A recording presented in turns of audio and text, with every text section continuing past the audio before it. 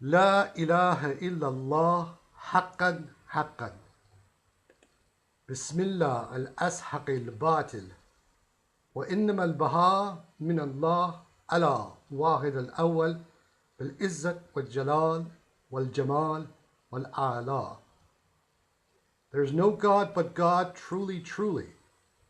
In the name of God, the one who brings about the defeat of falsehood. And the splendor from God be upon the first unity with the exaltedness, the majesty, the beauty, and the elevation.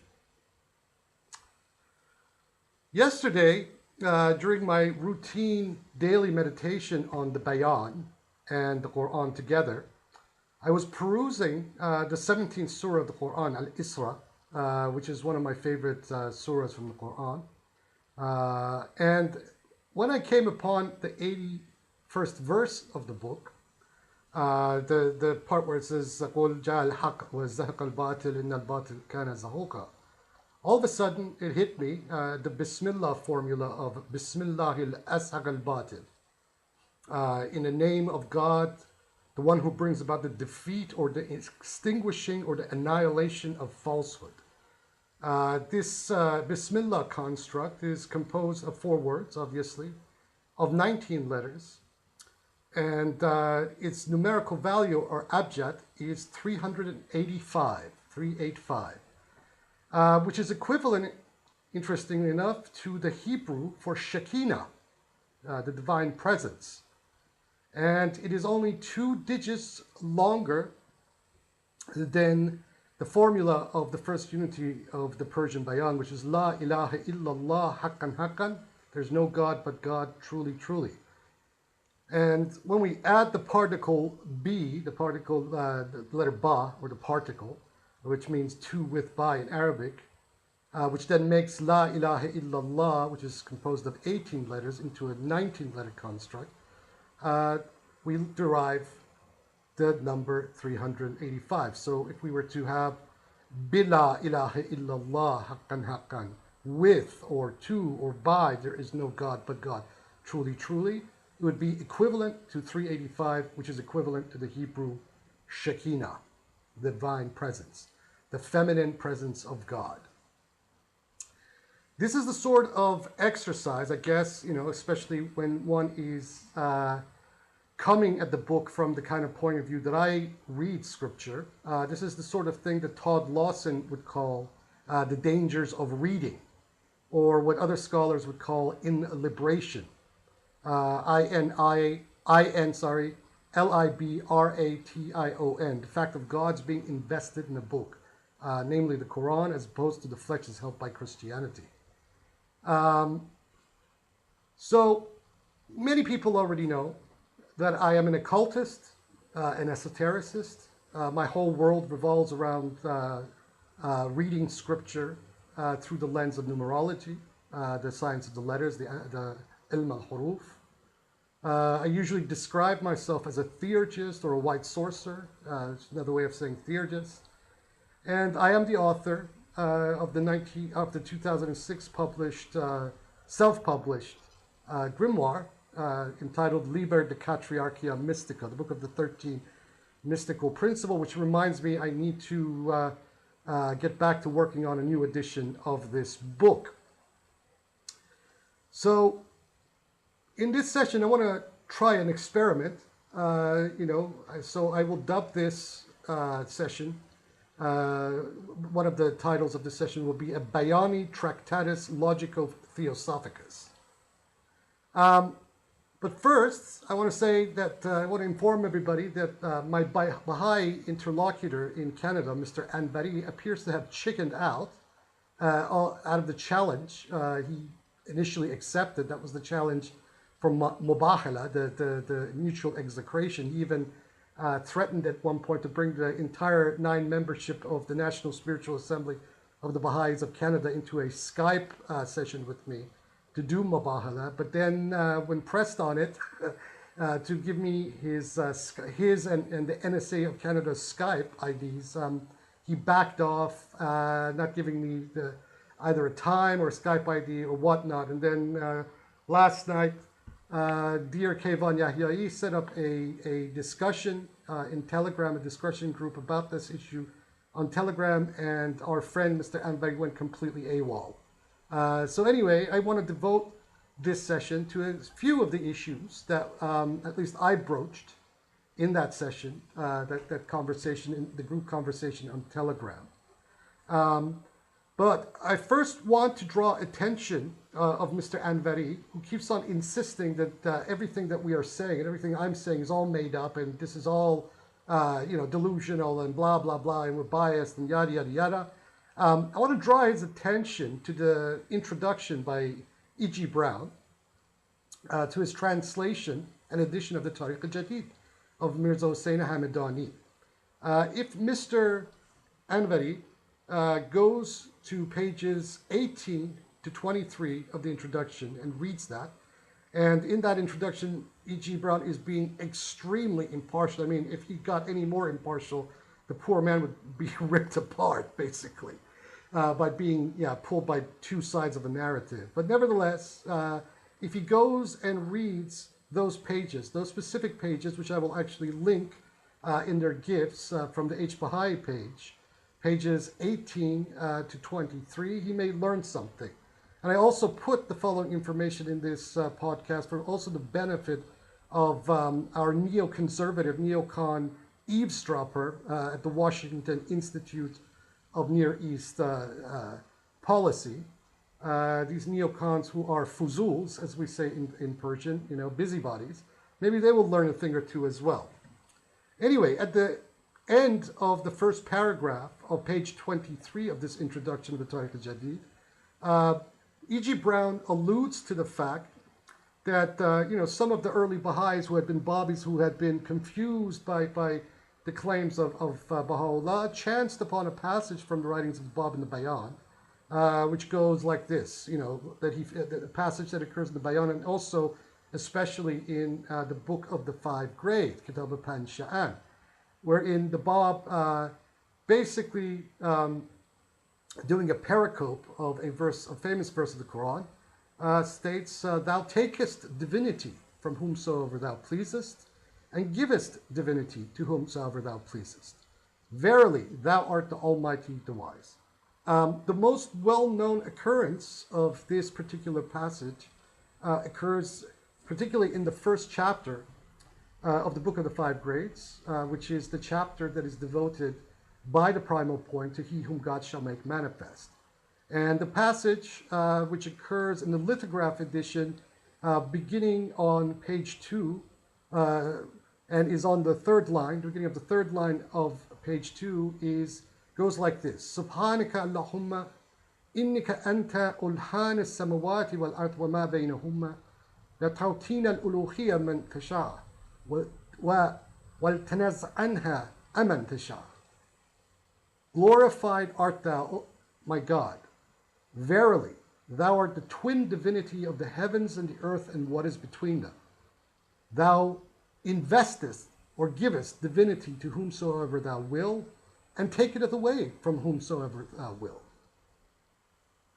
Now, if this was the basis of many of the early Baha'is accepting the claims of Baha'ullah, right? Well, one can use the same verse from the Bayan, and especially the Book of the Five Grades, in a similar situation. We can say, for example, and just remember, this is just an experiment here.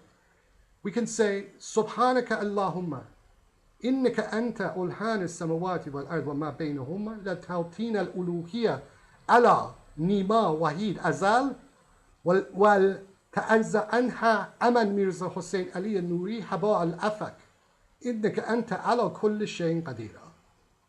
Glorified art thou, my God. Verily, thou art the twin divinity of the heavens and the earth and what is between them. Thou givest divinity to Nima Wahid Azal, and taketh it away from Mirza Hussain Ali Nuri Haba al-Afak, the evil hot airy one. Verily, thou art powerful over all things. In fact, why don't we tweak this entire passage? Keep this stylism of the Bab, and maybe throw in kind of the diction of Shahabuddin Yahya Suhrawardi, one of my favorite Iranian Islamic philosophers, and rephrase the whole Arabic passage as such. Subhanaka Allahumma ya ilaha al-alahata ta'ti al-uluhiyya man tasha'u wa tanazzaw al-uluhiyya mimman tasha'u biyadika al-khair innaka anta ala kulli shay'in uluha. Glorified art thou, O God of gods. Thou givest the divinity to whomsoever thou wilt, and taketh it away from whomsoever thou wilt. In thy hands is all good. Verily, thou art divine over all things. This is my tweaking of this particular formula. Now, let's move along to some serious historical issues here, since we've gotten this out of the way. Our interlocutor, Mr. Anbari, is still under the spell of the scarecrow theory of the succession of Sopa Azal. He keeps insisting that the primal point, the Bab and Baha'ullah, conspired from behind the scenes to conceal him by putting forth Sopa Azal as the kind of the ad hoc successor of the Bab to Mirza Hussein Ali Nuri's real successorship. I mean, none of this has any basis textually, or even from a logical point of view. I mean, this whole argument that the Baha'is have relentlessly pushed from the very foundations of their creed is a classic post hoc, propter hoc fallacy of logic, and it doesn't matter how many times that you point this out to them, whereby they're taking Baha'u'llah's later claims in the post-1867 period and trying to justify the entire period, even during the lifetime of the Bab himself, to justify the claims of Baha'u'llah. This is one of the most deceptive and dishonest readings of history imaginable, but these people have gotten away with this. And they get a free pass, even by scholars in the academy, based on such readings. I mean, to some degree, not as bad as Amana, but to some degree, even Dennis McEwen, has conceded these sorts of totally ahistorical readings, occasionally on the Baha'i faith. Now, and Babism. But the fact of the matter is that this reading of Babi history is not remotely justified based on the earliest text. There is nothing in the writings of the primal point that remotely suggests that he was secretly communicating with Baha'ullah, Mirza Hussein Ali Nuri. If he indeed was communicating secretly all this time with Mirza Hussein Ali Nuri, how come none of the correspondences have survived? How come we have not one leaf of evidence of this correspondence having survived? How come none of the other early Bayānīs? This is surely something that Agha Hussein Yazdi, the scribe of the primal point, that was there with him to the very end, in Tabriz, just before the primal point's execution on July 8th, 1850, how come he never said anything to this effect? How come we have none of the letters of the living who the Bab was communicating with for quite a long time? How come they never mentioned any of this? How come Mullah Abdul Karim Qazvini, who the Baha'is incidentally claim as one of the early believers of Baha'u'llah, without any evidence, I might add, this is a claim that originates with Nabil Zarandi, or pseudo-Zarandi rather. How come there is nothing to that effect pointing in that direction? How come there is not a leaf of evidence from Qurat al-Ain? None of this exists. This is a post hoc, propter hoc fallacy of the Baha'is, and it has no textual validity at all. The fact of the matter is that Sopa Azal in 1849, just after the execution and martyrdom of Janab al-Quddus, the 18th letter of the living, began to directly communicate with the primal point, who was then in Chehriq. And this first communication, as I linked in one of the other podcasts, still exists.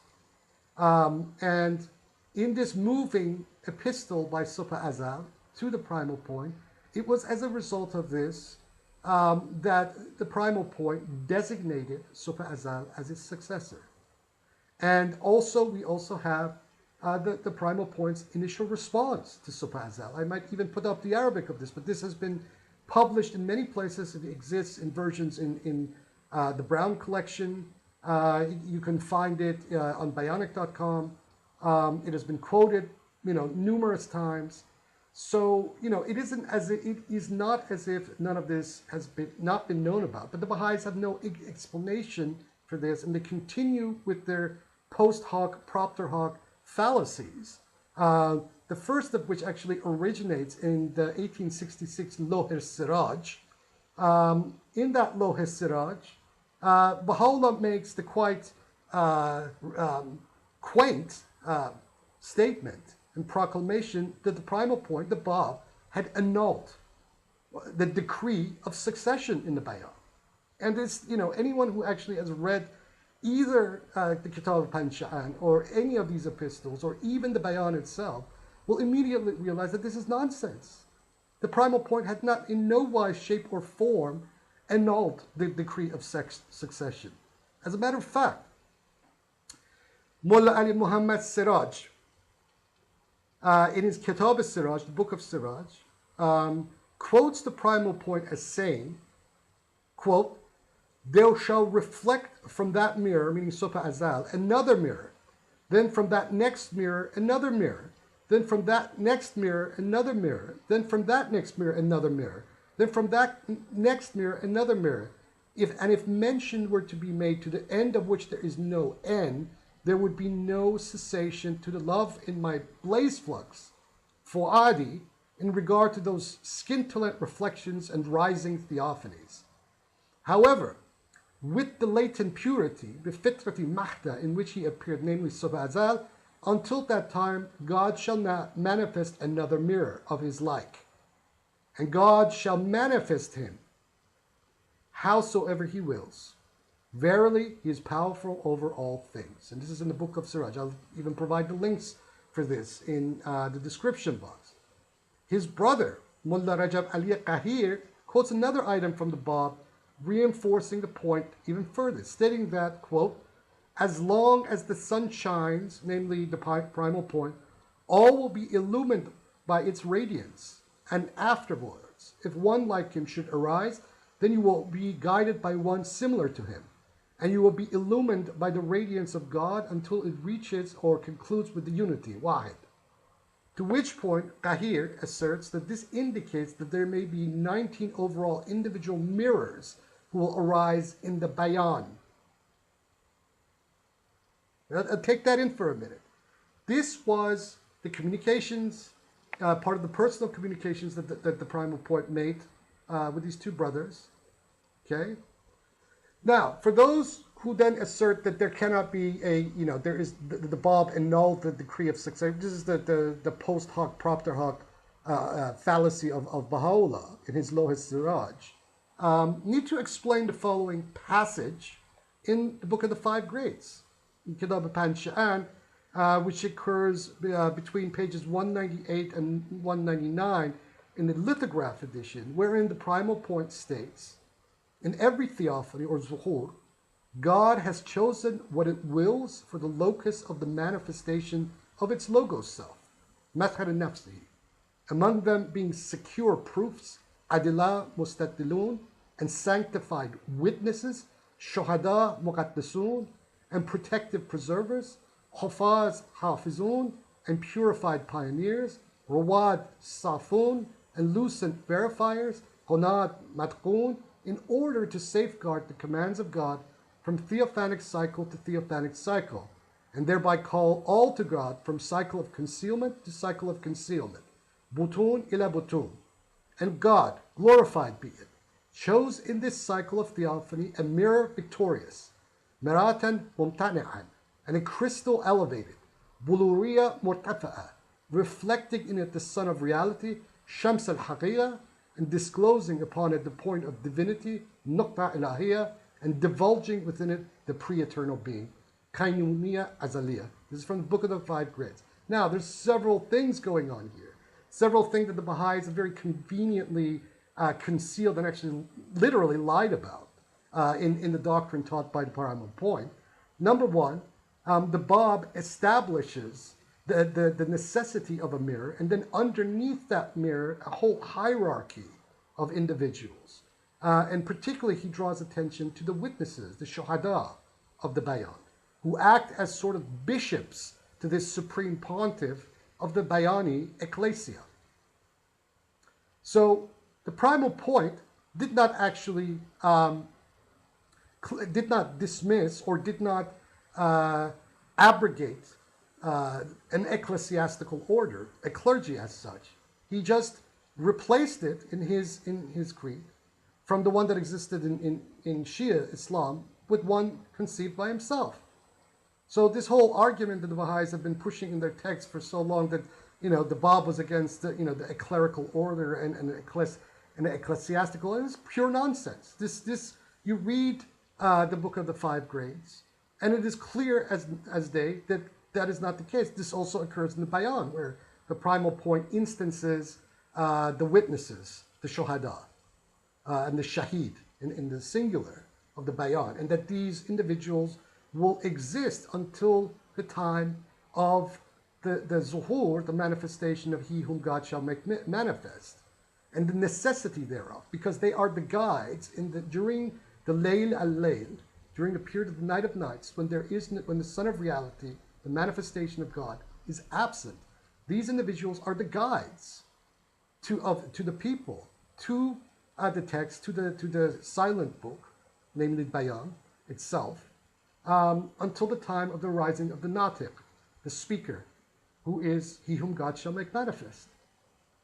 So here we have proof that one of the fundamental arguments of the Baha'is about the claims of Baha'ullah is built on a house of cards, that this claim is complete nonsense. Now, on pages 358 and 360 of his Messiah of Shiraz, Dennis McEwen indicates, quote, the Bab's own writings, as we have seen, imply an interval similar to that between any previous 2 prophets. The reference to temples appearing every 66 years would seem to preclude any manifestation before at least one such period, unquote. These temples that the Bab is actually referring to is another way of indicating the mirrors, maraya, okay? Then let me continue, quote, more telling are the numerous passages that anticipate the appearance of Babi kings, ministers, governors, and ulama, or the conquest of the entire earth by the Bahā'īs, or the general application of Babi laws, including that of pilgrimage, or the construction of mosques and tombs, or the levying of taxes, or the regulation of trade, all of which necessitate the existence of a developed and stable Babi state. It is also, I think, McEwen continues, obvious that it is impossible to maintain that the Bab clearly foretold the year of the appearance of he whom God shall make manifest, or identified him with a living individual, and at the same time to hold that he said no time at all, or indeed that he felt some need to refer to the latest dates of the manifestation as 1511 or 2001 years in the future.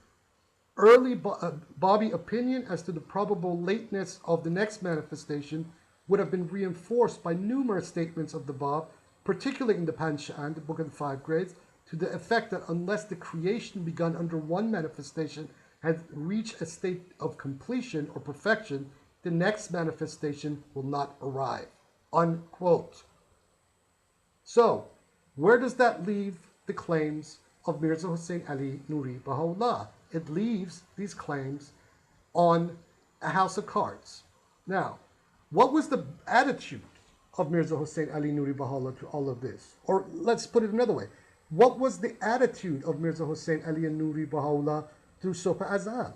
Mullah Muhammad Jafar al-Naraghi, in his Tadhkirat al-Ghafilin, the exhortation to the heedless ones, confirms that, quote, in his earlier professed declarations of servitude towards Subh Azal, Baha'ullah would make the cap of pride and boastful vainglory reach the summit of the heavens, unquote. Now, but when we read in the Baha'i text, like for example in Asadullah Fazil Mazandarani's Asra al-Asa, volume 5, page 347, Baha'u'llah, however, is quoted as saying, quote, glory be to God. Haven't the critics and the detractors, mu'arridin wa munkirin, realized by now what was sent down over to the forerunner, Mubashir, meaning the point, the Bab, was by whom? The knowledge is with God, the Lord of the worlds, unquote. Now, glossing upon this statement, Asadullah Fazil Mazandarani writes, quote, the intention here is that the letters of correspondence between Mirza Yahya Sofa Azal and the point, the Bab, in the prison of Maku, was actually Chehriq rather than Maku, which became the reason for issuing the specified written decree of succession, was at the dictation of that holiness, Baha'ullah, unquote. I mean, give me a break. However, such statements by the Baha'i founder are from the later period when the Azali Baha'i schism was already an established fact. So these statements that Mazandarani is quoting from Baha'u'llah are not from the before the 1867 period. They're probably from that period and probably during the period when they were already in Akkar.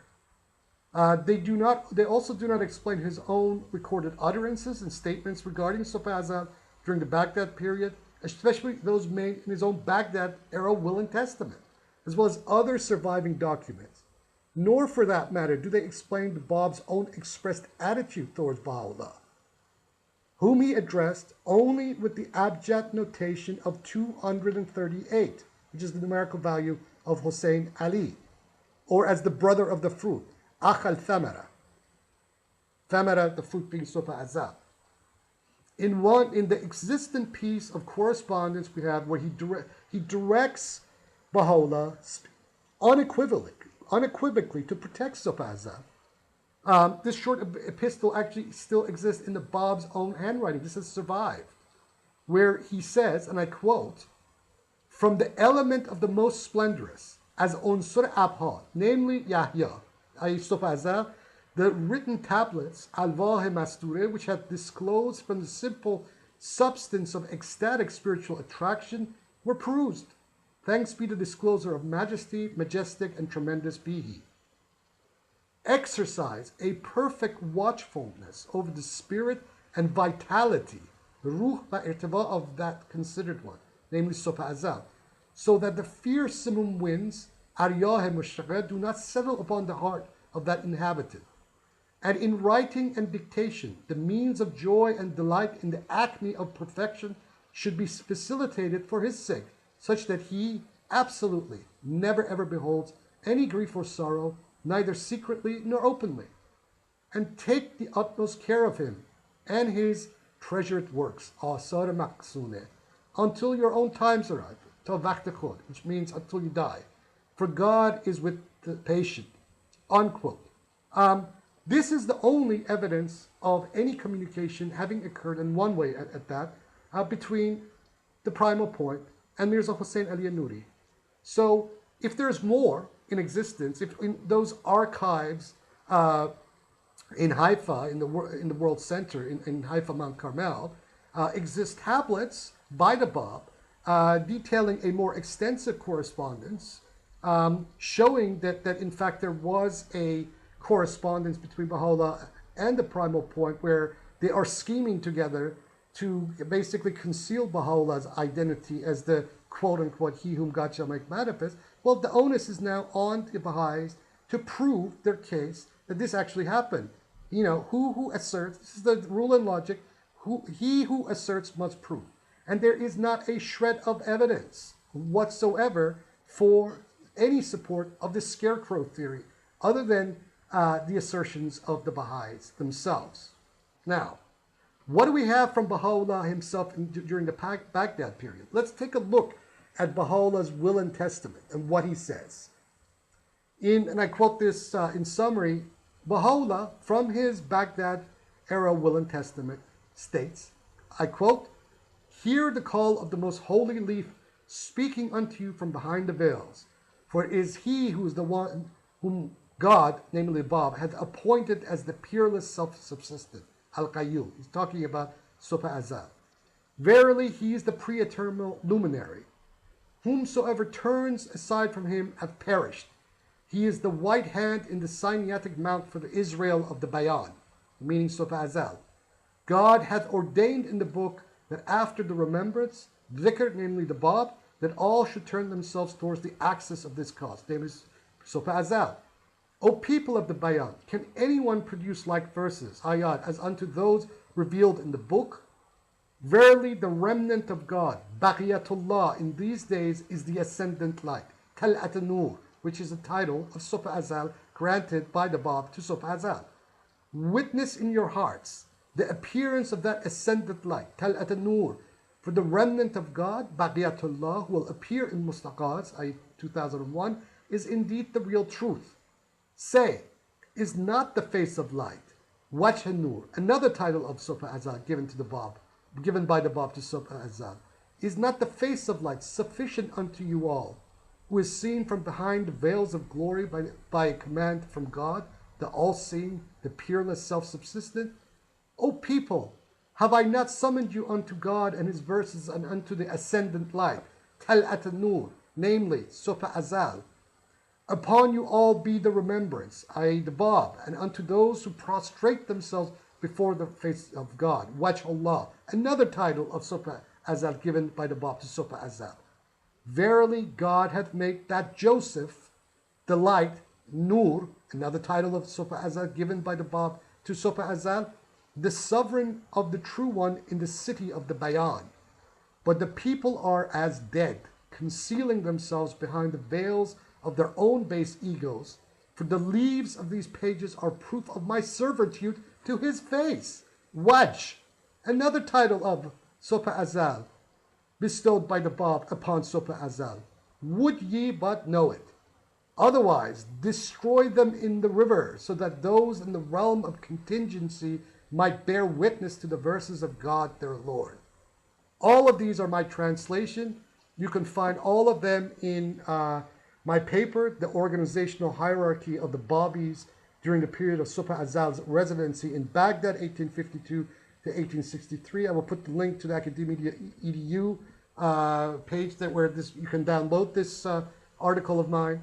And I hope these neocon eavesdropper of the Washington Institute of Near East Policy, who got big ideas and plans for these Baha'i hacks of theirs that they want to bring to power in Iran, to take a look at this paper and maybe read it amongst themselves, because these Baha'is, the whole basis of the claim of the Baha'is rests on a house of sand.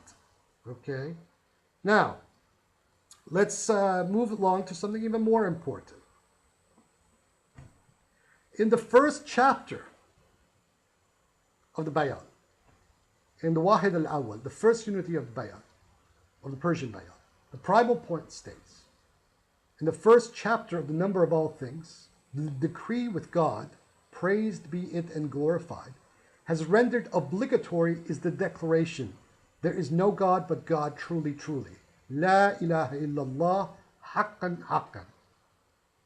Wherefore, the whole of the Bayan shall return to this declaration, and the appearance of a new creation shall take place from it.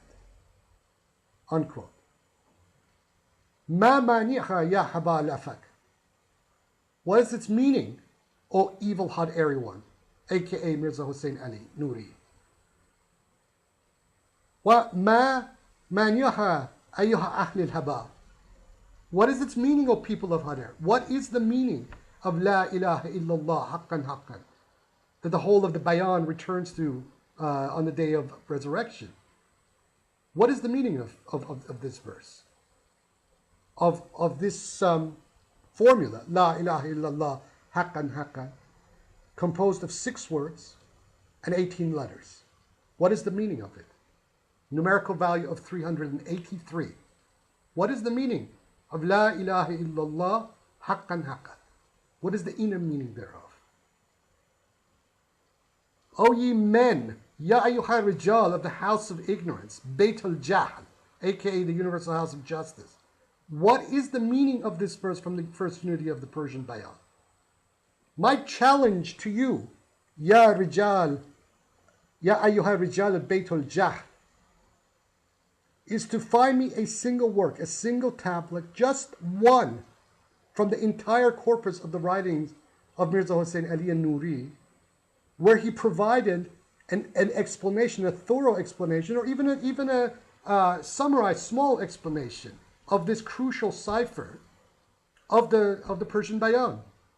to which the true promised one of the Bayan is supposed to provide an explanation. Ma ma'ni la ilaha illallah haqqan haqqan. What is the meaning of there is no God but God, truly, truly? What is the inner, the batin?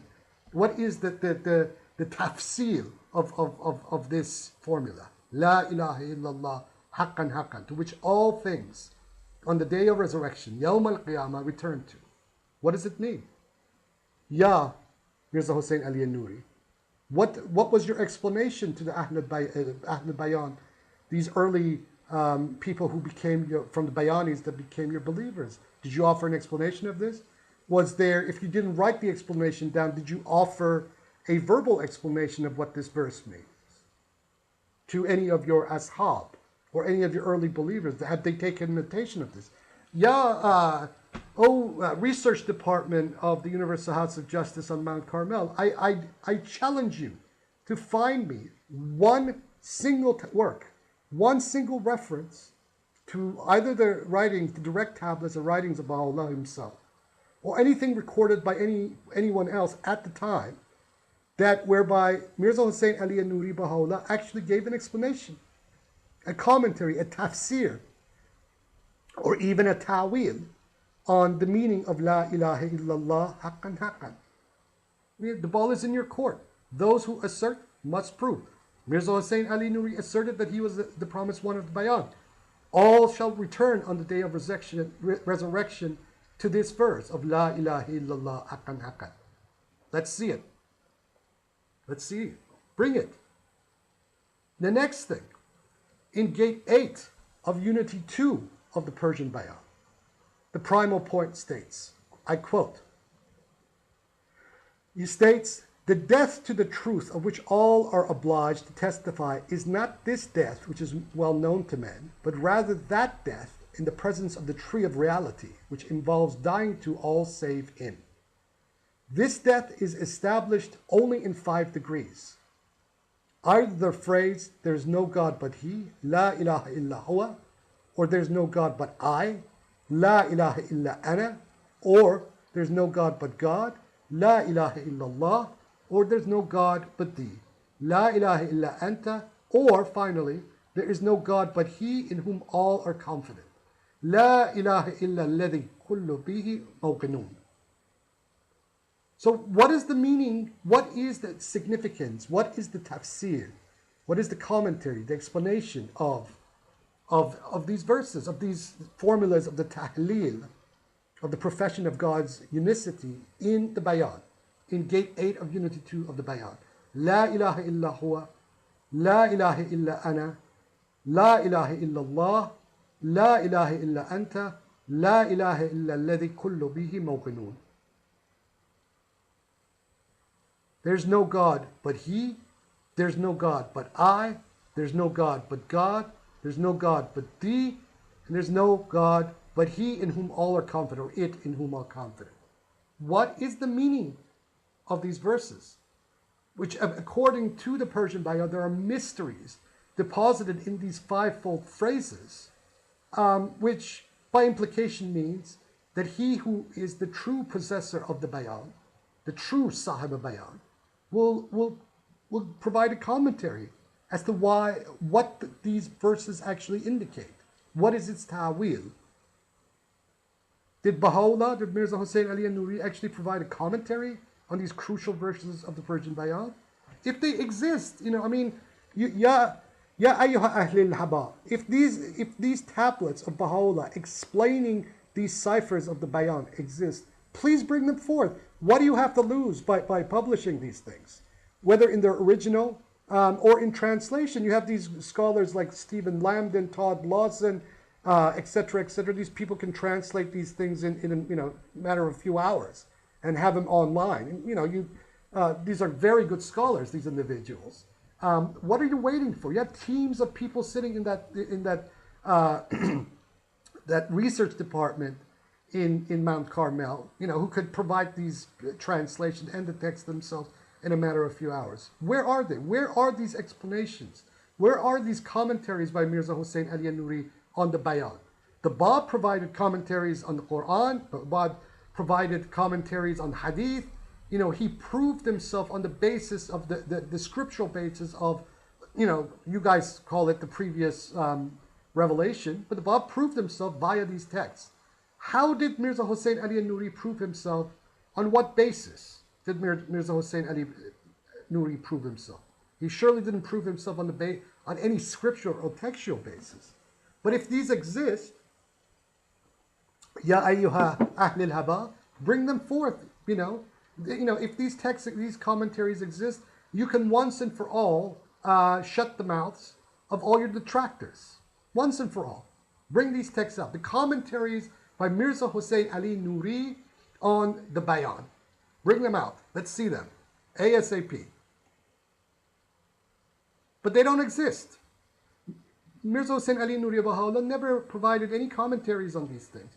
He didn't provide any tafsirs on these crucial ciphers in the Bayan, whether from the text of the Persian Bayan itself or the Arabic Bayan, the Book of the Five Grades, the earlier works such as the Qayyamul Asma, excuse me, and on and on and on these examples go. So if these don't exist, the very foundation of the claims made by Baha'u'llah rest on nothing. They were no different than the claims made by people like Mirza Asadullah Dayan Khoi, or Hussein Milani, or all these 20, 30, 40 people who also made similar claims to that same station. The only difference between them and Mirza Hussain Ali Nuri is that they made the claim before he did. That is it. But other than that, Baha'u'llah just made a claim. That was it. Nothing else. There was nothing else. Zero. To the basis of the foundation of the Baha'i faith. And if that is the case, if this is the only basis for the claim of Mirza Hussain Ali Nuri, then I have to say, in all honesty, in all sincerity, Ja al-haq wa zahaq al-batil, inna al-batil kana zahuga. The truth has come and falsehood is extinguished. Verily, falsehood is ever bound to pass away. Surah Al-Isra, verse 81. وَلَا حُجَّةَ إِلَى عَلِي قَبْلَ النَّبِيِّ 4:13.